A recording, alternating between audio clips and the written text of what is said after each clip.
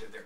The other buildings you see here, which are new, for example, Olympic High and Gateway, are additional buildings that these sites have elected to have constructed by virtue of the board-approved allocation that they made with the Measure C money. The board allocated, there was 6-point-something million for each high school, and there was $2 million left over for the alternative schools. Those are those buildings, and that's why they've chose to. They have some programmatic needs, both those sites, why they're requesting those additional buildings. And then the science classrooms, if you look at the Common Core standards, you know, there's a lot of applied learning and a lot of our science teachers need to have a better lab situation in order to do a lot more labs. And so we would love to give each one 4 or 6, but we need to start, and this is our starting point to get 2 labs that would really be labs that meet the needs of the Common Core standards and give the teachers the room and the lab setup to be able to do a lot more labs seamlessly. If you go into our middle schools, you'll see that they're really, you know, classroom spaces that second as labs. And so that's the reason why the science classrooms are necessary. I'm just going to do a couple, I always like to do the public reassurance and the public information to make sure that when the questions come from the community that we reassure them publicly, giving them answers. So what I had heard and written down, you answered one, will this project use any bond money to pay debt service? No debt service. We can reassure the public through this conversation and your spreadsheet that we did go to bid on these projects and that Taber is the best choice. Is that what we're understanding? That's correct. Once again, the Ed Code and the law does not require a competitive solicitation with a lease-leaseback. We believe it's a best practice.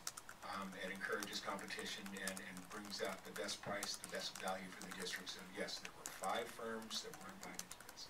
Okay. And Taber, by the way, really, I actually looked them up on their website. They are huge. Huge. This isn't the make or break project program. This isn't mom and pop next door to somebody who this will determine their financial success. So, I mean, I didn't realize how big they were, and we've been doing business with them for some time. But yes, we did go to bid and determine Taber's the best price, best choice.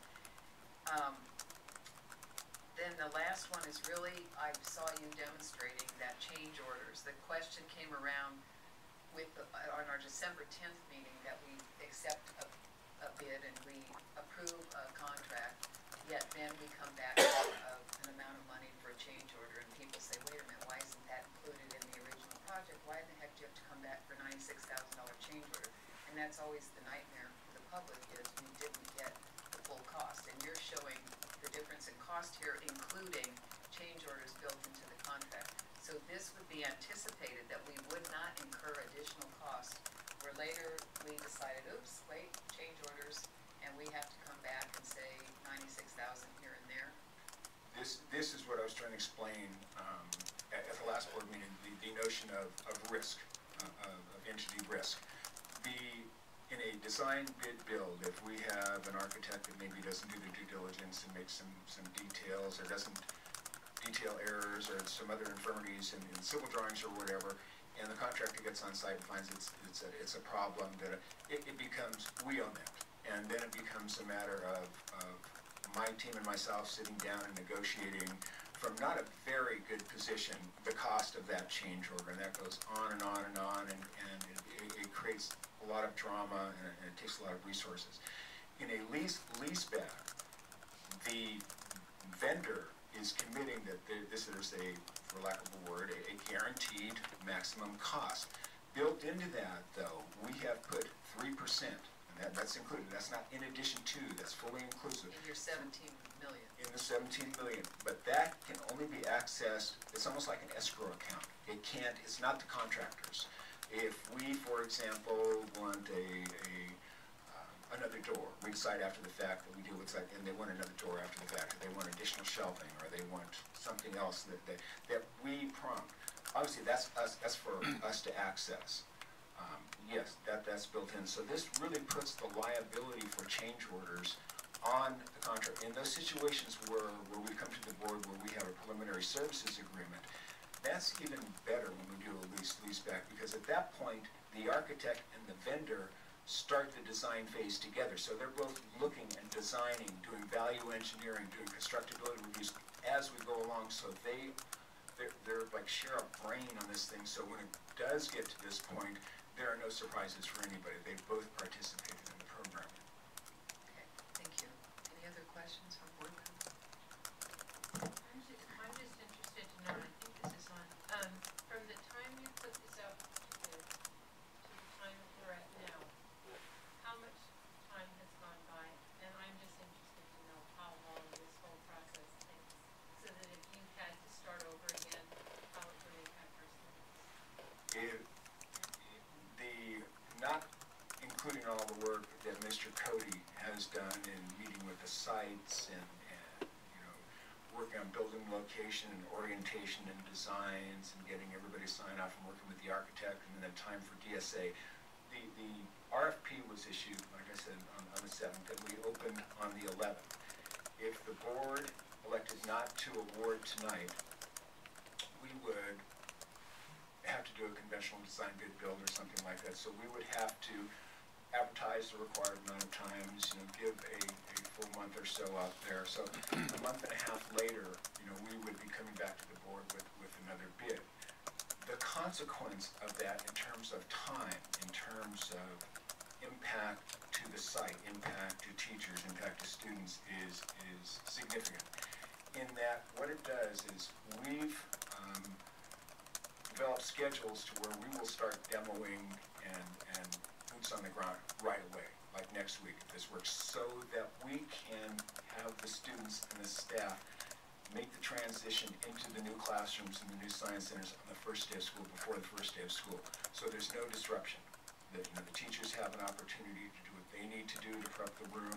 The staff isn't moved or so no one's disrupted. We've minimized all that. If we were to move this a month and a half out, two things happen, two significant. Number one, we have to make arrangements for interim housing for the fall because we have to demo these buildings during the summer. They've got to go away because most of them are being constructed on the same footprint where the new buildings go. So that cost alone would approach about $400,000 or $500,000 because we have to lease those for a minimum of 6 months a lot of times. The second impact, and this is where it becomes even more problematic for me, being married to a teacher, is that we now ask staff and parents to make a transition into a new classroom over a weekend. It's having been here with 2002 measures, it doesn't go well. It doesn't transition well. It doesn't give staff enough time to do what they need to do to recreate what they had in the past room. The students, it's a significant disruption, and I've had several teachers tell me, they lose several weeks of instruction as a result of it.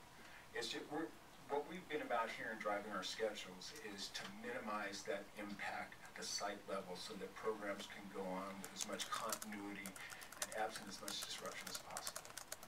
Delaying this would eliminate what we've done here in terms of minimizing that impact. Other board questions?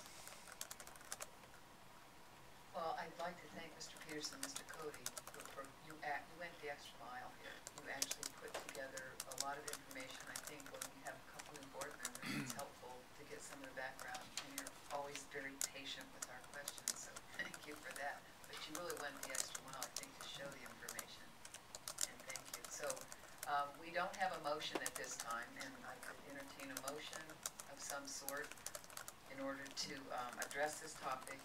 It would be up to the board. Madam President, I would move that the board award the contracts as presented to Taber Construction Incorporated.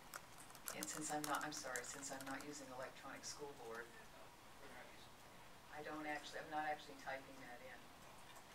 Okay, so we have. We're voting that way. I get no meetings when I try to join a meeting. Okay, it's a voice vote because we have one item and we just simply didn't do electronic school board. It's okay to do a voice vote, but I'm just noting that Mrs. Mayo, and so since I cut you off there right at the end, could you repeat that, please?